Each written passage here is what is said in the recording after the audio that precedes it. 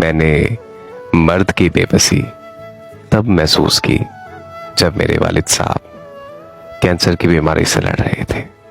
और उन्हें सेहतयाब होने से ज्यादा उस बात की फिक्र लाहक थी कि जो कुछ उन्होंने अपने बच्चों के लिए बचाया था वो सब बचाया हुआ उनकी बीमारी पर खर्च हो रहा है और उनके बाद हमारा क्या होगा। मैंने मर्द की कुर्बानी तब देखी जब एक बार ईद की शॉपिंग बाजार करने गए और एक फैमिली को देखा। उनके हाथों में शॉपिंग बैग्स के ढेर थे और बीवी शौहर से कह रही थी कि मेरी और बच्चों की खरीदारी मुकम्मल हो गई है, आपने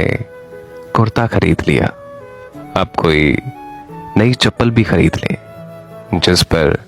मर्द ने बीवी को जवाब दिया कि नए चप्पल की जरूरत ही नहीं,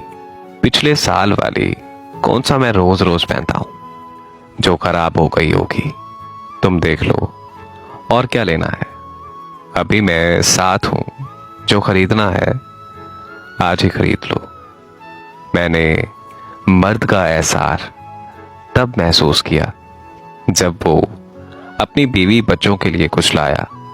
तो अपनी मां बहन के लिए भी तोहफा लाया। मैंने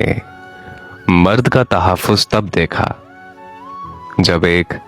सड़क क्रॉस करते वक्त उसने अपने साथ चलने वाली फैमिली को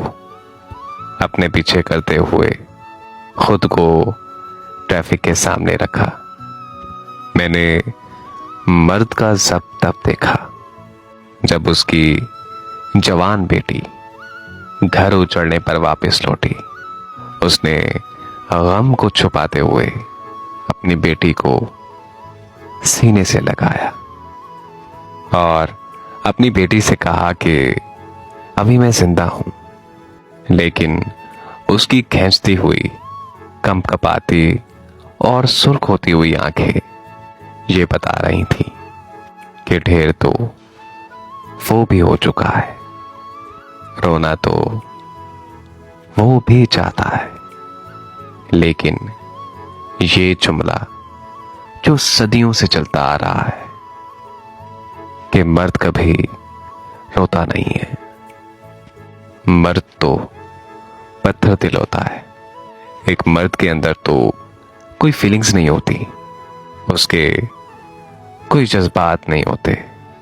अगर वो रोए भी तो उसे हमेशा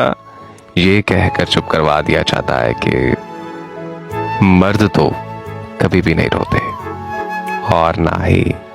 वो किसी को रोने देता है।